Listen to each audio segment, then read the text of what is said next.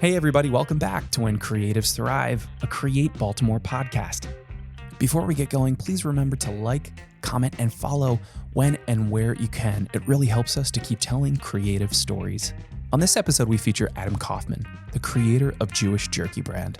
After a move from Los Angeles to Baltimore and a few literal signs along the way, Adam has shifted his focus onto an unexpected project: snacks. Made with Chutzpah, Jewish Jerky Brand has set out to create a new take on an age-old practice, drawing on the spices, seasonings, and cuisines found in the places where Jews have settled throughout the world. Adam's food challenges assumptions about what jerky can be. Through passion and dedication, as well as support from Baltimore locals at a synagogue and other chefs he's met along the way, Jewish Jerky Brand has arrived at places like the Baltimore Farmers Market. There, Adam is looking for more than just a point of sale. He's interested in being in conversation and contributing to his community while providing an elevated product. Adam, welcome to When Creatives Thrive. Thank you so much for being here. Thank you, Stuart. Great to be here. So I've always kind of associated jerky with like gas stations, kind of like a cheap snack on the go. Can you prove me wrong? No, unfortunately, I can't prove you wrong. There is that side to jerky. I think maybe reframing that question, perhaps, and thinking about, well, what are things that are in one period or in one context one way and change in another way in a different context or period. Okay, maybe beer is a good example. Okay. Right? So you could perhaps ask me, hey, Adam, I always associated beer with, a baseball game, or a pizza or, a dive bar down the street, right? And I would say, yeah, those are really good. But over the course of time, because it's a food item, I think this is what's interesting about food. Yeah. One can take that beer or that jerky and you can actually think about it a bit more. And you can take, let's say, more care or more thoughtfulness in the way that you produce it. Yeah. So then you have something called a craft beer, right? And all of a sudden, it's a different stature, perhaps for a different person. And both are legitimate. Both can exist. Now, the idea of changing one's perception about jerky, that's a bigger lift. But you can definitely, I believe, and there are many premium jerkies out there. You can make a premium jerky, and there are people that enjoy a premium jerky. I want to talk about the birth of the Jewish Jerky Brand and how you ended up here in Baltimore. Oh my gosh. Okay. Yeah, that's the founder story, right? Yes. Okay. And I've told it a couple of times. It always changes slightly, so I don't know what I'll add or subtract here. But I have to roll back to about 4.5 years ago. My partner and I had made the decision to move from Los Angeles to Baltimore. There's more backstory behind that, but let's start there. I had decided career-wise at that stage that the company I was working for, I was going to leave that company. So there was a big transition sort of happening in my life and in our lives, like actually moving across the country. And the way we went across the country was by car.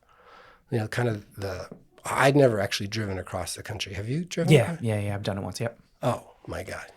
Right. It's crazy. It's next level. It's like sometimes you just feel like you're in a different planet. Right. It's the landscapes, and they go on for miles. Okay. It goes on for miles, forever.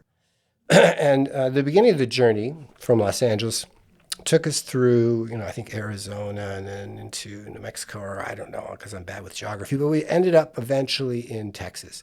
And along the way, I kept seeing a lot of signs for jerky. Like, I was noticing, jerky. Wow, okay. And by the time we got to Texas, I see all of a sudden on the side of the road, like a sign, literally a sign, saying, hey, beef made from brisket. And I turn to my partner and I say, that's so funny. That's like Jewish jerky. because a lot of Jews love brisket with their holidays and we laughed and laughed, and we drove down the road a little bit further, and I turned to her and I said, wouldn't it be funny if I were the big Jew jerky maker? And she cracked up even more. And again, I was sort of in this transition period, right? So I'm kind of thinking about somewhere either in the front of my head or in the back of my head, some change is going to happen. Well, a couple days later, we were in Jackson, Mississippi. It was late at night. And I don't know, I got up and I went to the computer and I did the kind of proverbial URL search. I mean, does anybody own JewishJerky.com? I do it, and up comes, JewishJerky.com. You can own that for $9.95. So from that moment on, that's sort of the seed for this whole project, this whole endeavor. It's kind of wild, though, that like you were on the road knowing this was sort of a transitional period for you. I think there are a lot of people out there who have that great moment laughing back and forth with somebody. This would be the best idea. And then they're like, okay, maybe next year or the year after, or maybe it's like the idea just fades. But there was something like that connected with you so much that you went out and bought that URL. How? I have no idea. That part I don't know. I mean, we can reverse engineer things and sometimes overthink things, which I'm really good at, by the way. I don't know. I mean, one side of me wants to say that, it's the magic, it's kismet, it's a sign, literally a sign. And another part says, well, I was born a Jew. I was never a practicing Jew. I was more like a cultural Jew, I guess, as people say. So there's always that kind of in me. Yeah. I'm sort of aging now a little bit. And as you age, you start to ask yourself questions that you don't when you're younger. And you start to try to find answers, perhaps in places. A lot of people turn to religion. So, maybe somebody could say, oh, Adam, that's what you were doing. This is all tied into that. I don't know. I do know that as a, how do I say this? I'll call it a project. Maybe that's a good way to encapsulate it. But as a project, this Jewish Jerky brand that I'm working on fulfills me in so many ways and in so many levels that it's hard to imagine actually doing anything else. And yes, central to that is a Jewish factor, right? So yeah. How easy is it to get something like that going? Like, you've got this idea for a snack brand. Have you ever done something like that before, or? No, I've never done anything like this. I think sometimes ignorance is bliss, as they say, right? Like if I knew then what I knew now, would I do it? I think you're talking perhaps about the idea of taking risk. And also just wondering, what did it actually take to get it up and running? What were the first few steps? Well, that's good. The first for me was to actually make jerky. Because at the end of the day, the product, it's a product. And I believe there should be some integrity and some thoughtfulness around the product instead of just being all a marketed brand, which I think is really important, don't get me wrong. But I was curious and interested and had sort of a conceptual idea asking myself, okay, so if Jews were to have made jerky, there's no tradition of Jews making jerky, right? But what if there was, I asked myself, what would that be? And for me, it would be inspired by the flavors, cuisines, foods of where they ended up in the world, right? So if you think about the diaspora, Jews ending up all over the world. Oh, and if that's the case, then you have some interesting possibilities for jerky, right? And so it also gave me the opportunity to sort of tinker with things that perhaps people would not tinker with, because either they were locked into what jerky should be, or they were locked in, actually, here's another part, they were locked into what Jewish jerky should be. And I, in the very beginning, was, exploring, which, by the way, I still am exploring, and the brand and the people I'm working with, everyone's, exploring what it can be and should be. But so I got a little dehydrator, and I got a couple of different books. There are some tricks, but I started in the kitchen. I ate a lot of the test batches that I made, gave it to a lot of my friends and neighbors and said, hey, try this. What do you think of this? Ultimately, I would start sending it out by mail to friends around the country to get feedback. Cool. Yeah, that's great for that. Yeah. Some of it went bad, but that's okay. Yeah, it's all part of the process, I suppose. Of the process. Yep. And then I started to get serious and look into more about, what's the jerky industry like? Or actually market is probably a better, is there a possibility here? And, does anyone else make anything like I'm thinking of making? Because I started to come up with some wacky flavors, right? Like one of them that I've turned into more of a scaled production is a flavor based on merguez. And I'm not sure if anyone else is making a merguez style, jerky. Anyway, so then where did I go from there? Well, if you want to get serious, then you have to make a product and sell it to people. And from a production standpoint, again, I wanted to learn and perhaps, around authenticity, so I wanted to do it and make it myself. So I went and got a food services license that, taught me some basic, food safety things. And then I had to find a commercial kitchen. I think if you're doing baked goods, you can do that in your home and you can sell them up to a certain, revenue, maybe $25,000. But then after that, you have to work out of a commercial kitchen, a place that is, certified, right? Yeah. And you have to get your health license, Department of Health, which I did. And I found a commercial kitchen here in Baltimore, Bmore Kitchen. And I started to make the jerky. And then, of course, there's the other side. Okay, well, where are you going to sell it? And who are you going to sell it to? And fortunately, Baltimore has an array of wonderful farmers markets. And so that was, if you will, sort of the formula. Make it and take it to the farmers markets and see what happens. Based on our last conversation, you sort of described the farmers market as kind of more like a forum as opposed to just simply a point of sales. Like what is going to the farmers market and being able to interact with people there do for you? Yeah, no.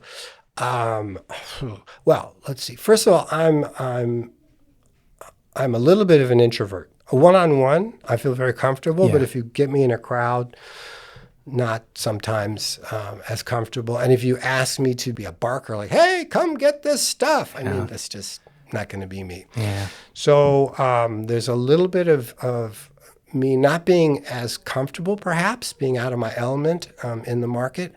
But what the market then allows, the farmer's market, is the interaction between all kinds of people. And that, to me, is nourishing. Meeting and having people, in this instance, try something that you've made right in front of you and, give you a reaction. And the reactions are all across the board.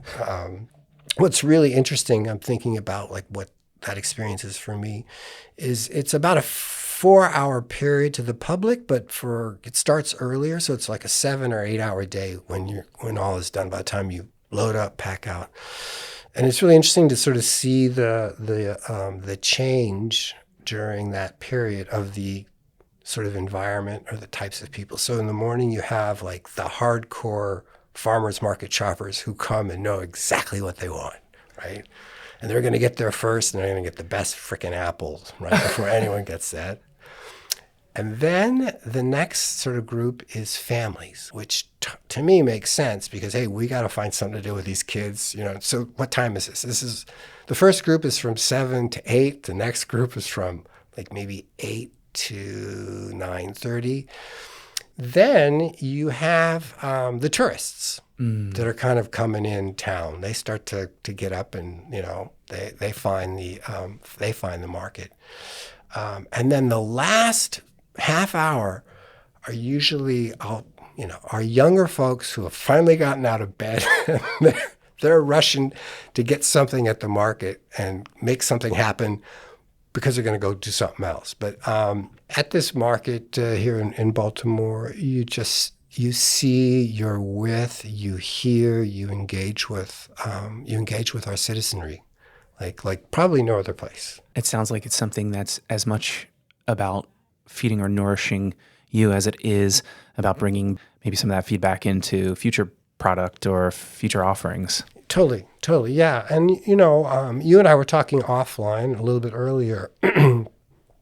What's very helpful for me is, I don't want to get on a little bit of a soapbox, but I will, is realizing and acknowledging, if you will, that the person who's coming up to this stall and is going to try this jerky is a person and is an individual.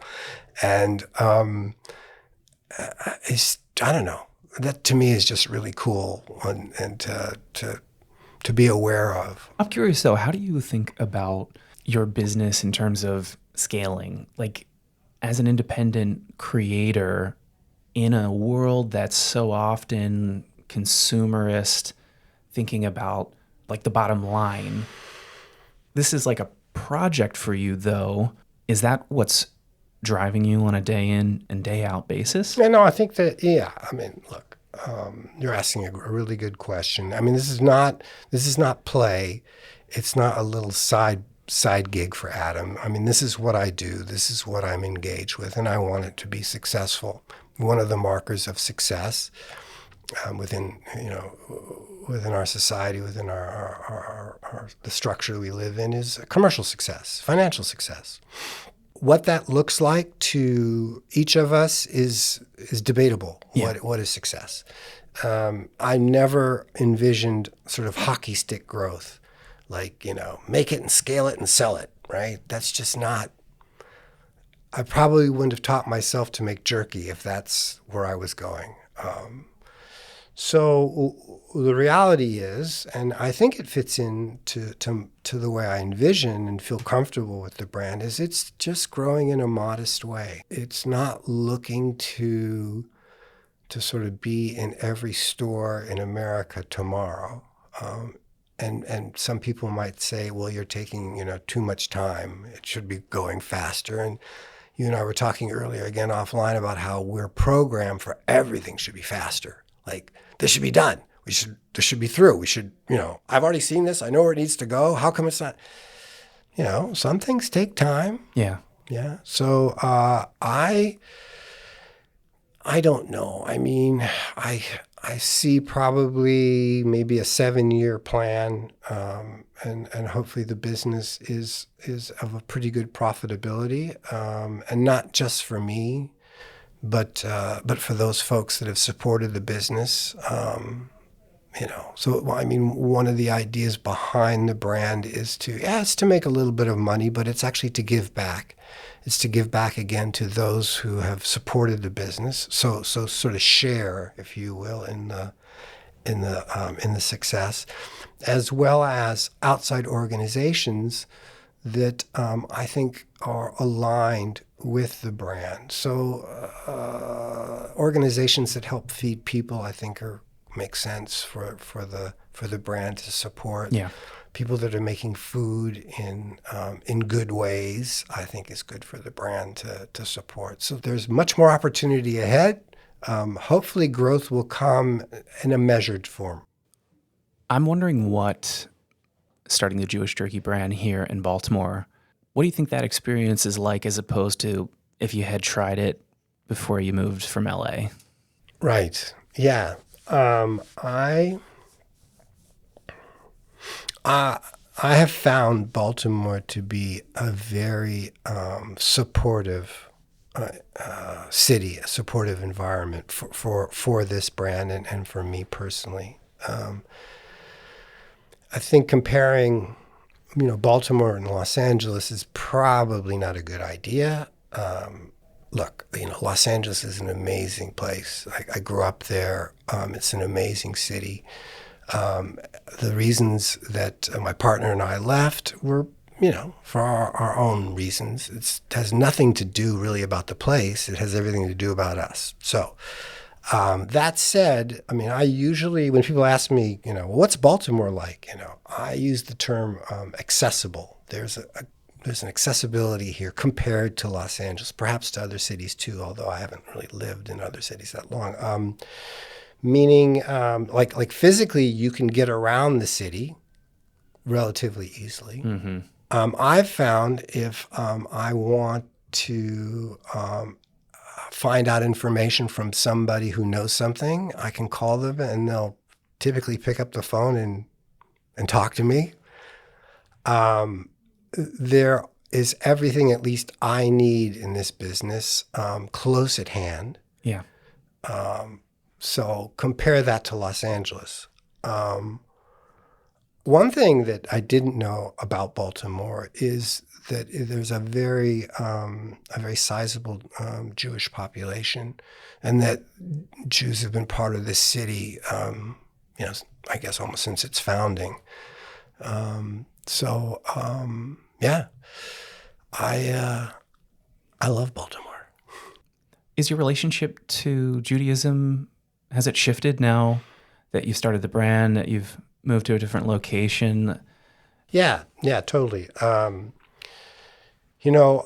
sometimes say, I was born a Jew, but I didn't choose to be a Jew, right? And yet, at the end of the day, we're shaped by, our parents, we're shaped by the world around us. And I was, exposed to and brought up around Judaism up until my bar mitzvah. And there was, it probably still in me, but back then there was a little bit of a rebellious streak. So actually anything that my parents liked, I didn't like. Anything that they asked me to do, I didn't want to do. Right. So I fall into, I don't think it's that, I think it's fairly typical with a number of Jews of, my era, I guess, that after my bar mitzvah, I basically said, I'm done with any kind of synagogue or temple of this religion. I mean, I dig, there's some good stuff here, but the world's a much bigger place for me to go and explore and do. So, this project has allowed me to actually explore and look into, my relationship to Judaism. And I am only scratching the surface with regards to what I know. I mean, again, what I mentioned earlier, why this is such a great project for me is, on one level, it allows me to look into, again, what my relationship is to the religion.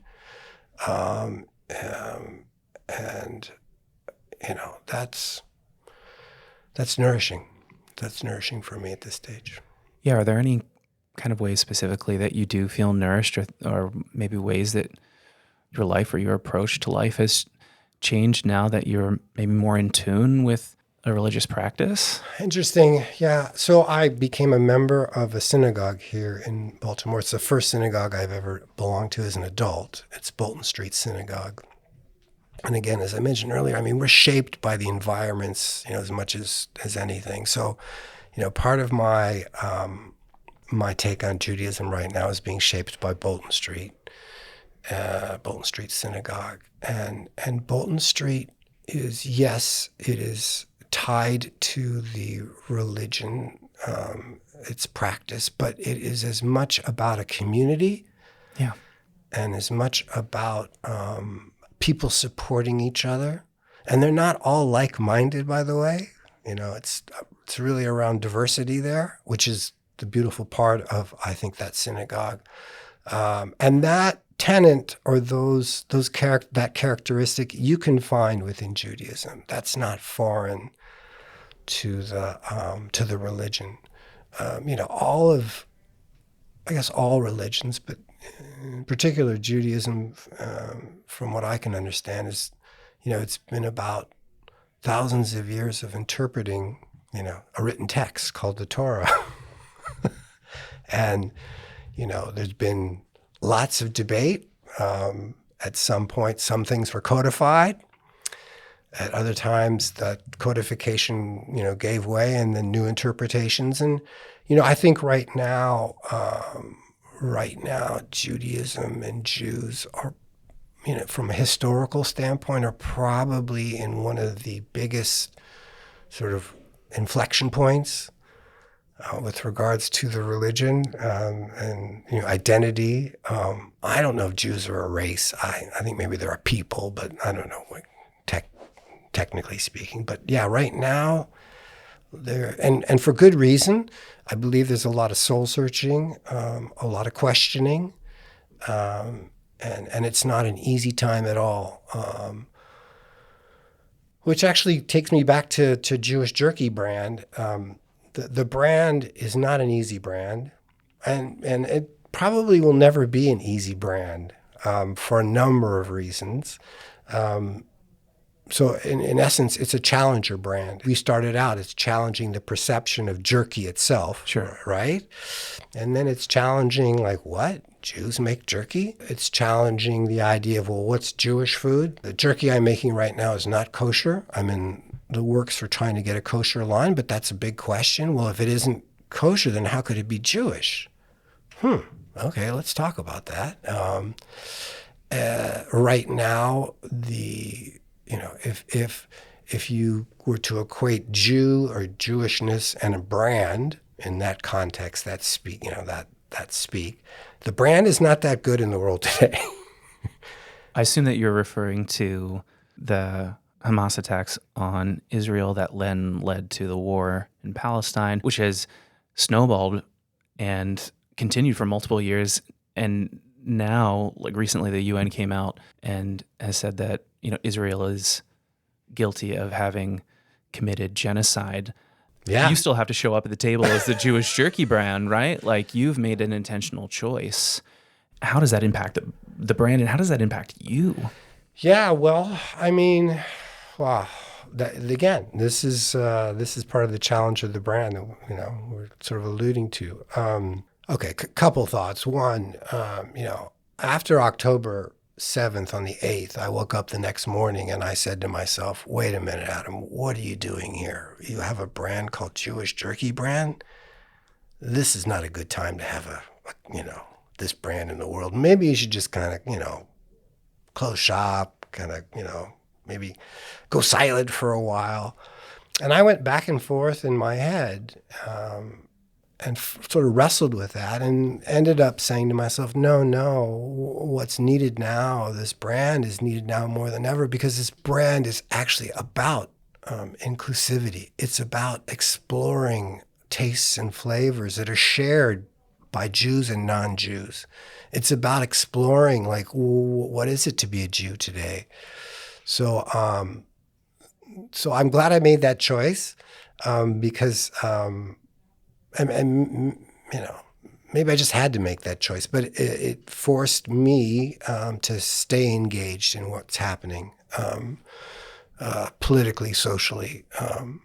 It's really hard, One of the ideas behind Judaism, probably the sort of core idea, it was influenced Western civilization, from ethical and moral down to the idea of love, your neighbor like yourself, yeah. Right? Well, that's a high bar to keep, but then we see the actions of Israel as a state, and that's out the door, right? So it's kind of tough if you're the people that kind of came up with this idea, but you're actually not following it within a modern sense. Something's not right here. So that's the reality. Look, I think with regards to the brand itself, there are probably people that like it for the wrong reasons. And there are people probably that don't like it, again, for the wrong reasons. And then there's a whole bunch of people in between. I would like to think that most people approach you, some places like the Baltimore Farmers Market, with, generally speaking, an open mind. It does seem like you're serving a purpose in being like a voice in the present that's able to provide a different perspective.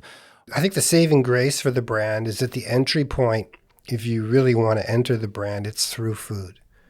It's through the senses. It's through a feeling. Yeah. And feelings and the senses, I think, don't get as much sort of rating as they should with regards to, how important they are for us as humans. We tend to lean on more of, give me the facts. And, if it doesn't add up, it's no good. Yeah. Right? So the saving, again, I think grace here is that it's around food. And food is a great way, to bring people together. It's a great diplomat, right? That's true. It's through your belly, right? Yeah. Not through your head. Yeah, that's a great point. So what can we look forward to in the future? Do you have any kind of Yeah. It's good. That's good. Crazy new flavor ideas? Gosh. Yeah. I mean, I have tons. And I should give a shout out to Joseph Brashad, who I've been working with. I met him through Bolton Street Synagogue. And Joe is a chef and a food scientist. And he's also just a lovely, wonderful human being because, if you have a choice to who you want to work with, which I do right now, I choose to only work with really great, loving human beings. Joe has been helping me sort of bring to life some of not only my ideas, but his ideas. By the way, this brand is much bigger than yours truly. Sure, I'm front and center right now and pushing it, but there's a lot of room in this tent for a lot of people to do a lot of different things. Anyway, so I think as I mentioned to you, there are a lot of possibilities from a flavor profile because, again, Jews have kind of been all around the world. And one place that you may not think they are, but here again, it's a bit controversial, is actually in West Africa. And they're Black Jews. And they're controversial because they're relatively new Jews. They don't trace their history to the long lineage of lost tribes or existing tribes. They're people that, and I don't really know enough about what enabled them to decide to to break from, I think they came through the Christian tradition and break from that and adopt Judaism. But they have. There's not that many, relatively speaking, maybe 40, 50,000. But there's also a really great jerky that comes out of West Africa. It's called Kalishi style. And it's mucho hot. And yeah. I was working at, as I mentioned earlier, Be More Kitchen, and there's a wonderful Nigerian chef who owns a really great food company, Fit Prep, and Teme, bless him. This is probably going back maybe 2.5 years ago. I dialogued with him and said, "Hey, Teme, you like Kalishi?" And he said, "Kalishi?" And he said, "Yeah." I said, "How would you make it?" "Well, here's how I would make it, Adam." I said, "Okay, good. Let's make a batch." So I've been actually working on Kalishi for about 2 years. It takes a while to get things ready to scale, but it's ready to be scaled and probably coming to market, if all goes well, before the end of the year. So it's beef-based, not vegan, very hot. Has some real nice notes of clove and cinnamon in there, and it's kind of cool. So, yeah. Adam, thank you so much for being on the podcast today. It's been awesome talking. Thanks for sharing, and hopefully we'll have you back soon. Yeah, thanks, Stuart. It's really great. It's been fun. You're pretty cool. Thanks so much to Adam for joining the podcast, and thanks to you for listening. Remember, if you're a creative person with a story to share, reach out to me at srustin@promotionandarts.org to be featured on the podcast. And as always, when creatives thrive, we all rise.